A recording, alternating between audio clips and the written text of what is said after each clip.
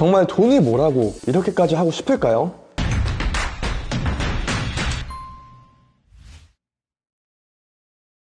안녕하세요. 스테디빌딩의 이명길입니다. 제목 그대로 모르면 100% 당하는 건물 매매 사기 사건. 오늘은 매도자 편으로 이야기를 해볼까 합니다. 제가 직접 계약을 통해 겪은 실화를 바탕으로 하고 있습니다. 보통 건물들을 많이 소유하고 계신 대표님들의 연령층이 이 점차 높아짐에 따라서 좀 해당 자산을 정리하려고 많이들 하십니다.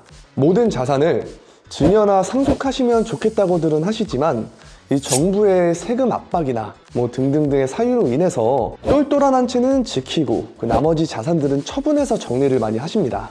이런 건물들을 직접 하나하나 관리하시는 대표님들도 계시지만 본업이 있으심에 따라서 위탁 업체나 인근 부동산에 맡기는 경우도 간혹 있습니다. 이 건물 관리라는 게 사실상 임대차뿐만 아니라 건물의 하자나 청소 등등 한두 개가 아니다 보니까 이런 전문가들한테 위탁하는 방법도 좀 현명하다고 봅니다.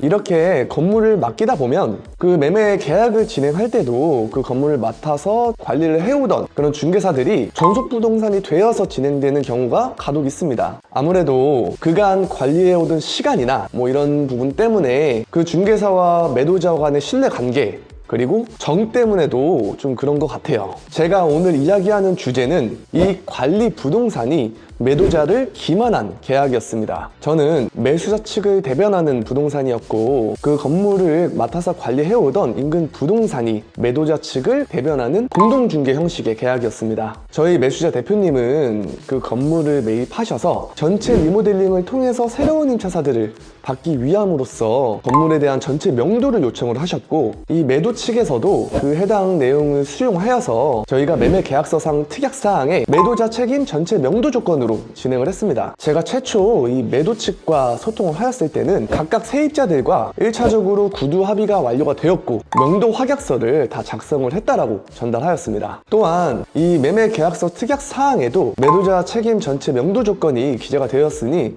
아무런 하자 사항이 없었습니다. 상가 임대차 보호법 개정으로 인해서 최초 임대차 계약서 작성 이후 이 10년간의 임대차 기간 보장 그리고 그 해당 임차인이 권리금을 주고 들어오는 경우도 있습니다.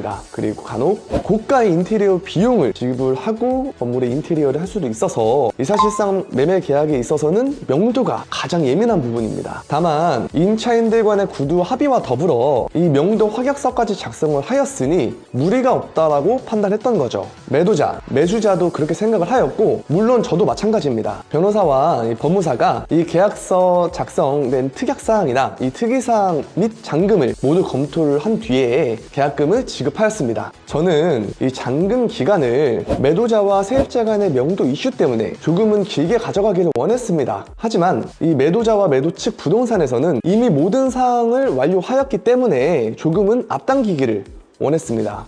아무런 하자 사항이 없는 매매 계약이었습니다. 그로부터 이제 잔금 기일이 다가올 시점에 이 매도자분께 직접 연락이 왔습니다. 보통 이 공동중개를 하면 상대방의 부동산을 통해서 연락이 오는데 직접 건물주한테 연락이 오니 저는 조금은 의아하게 생각하면서 미팅을 했습니다. 명도 관련하여 문제가 있다라는 내용이었습니다. 이 녹음된 구두 약정도 있고 또 명도 확약서도 이제 작성된 시점에서 아무런 문제가 없다라는 의견을 저한테 주셨는데 어떤 이슈가 있냐고 여쭤보았더니 임차사들 중 한 곳에서 말을 바꿔 약속된 날짜에 퇴거할 수 없고 기간을 조금 더 달라 아니면 명도 비용을 달라라는 내용이었습니다. 그래서 매도자가 저를 만나서 이 잔금 기일을 좀 연기해달라는 요청 사항이었습니다. 그래서 제가 이 매도 측 부동산에게 연락을 취해 보아도 똑같은 말만 되풀이할 뿐이었습니다.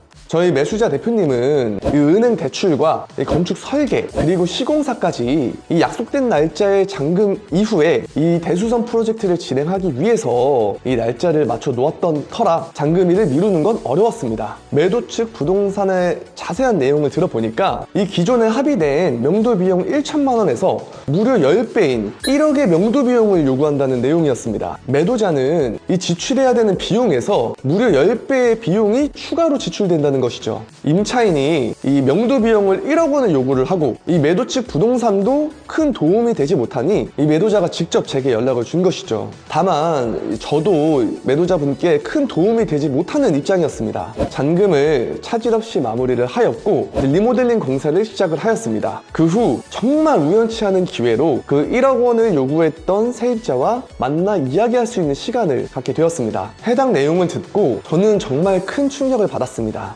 매도 측 부동산과 세입자가 짜고 이 약속된 잔금 기일이 다가오자 이 높은 명도 비용을 받아 두 사람 간에 좀 나누기로 약정을 하였더라고요. 근데 두 사람 간에도 다툼이 있다고 실토하였습니다. 정말 돈이 뭐라고 이렇게까지 하고 싶을까요?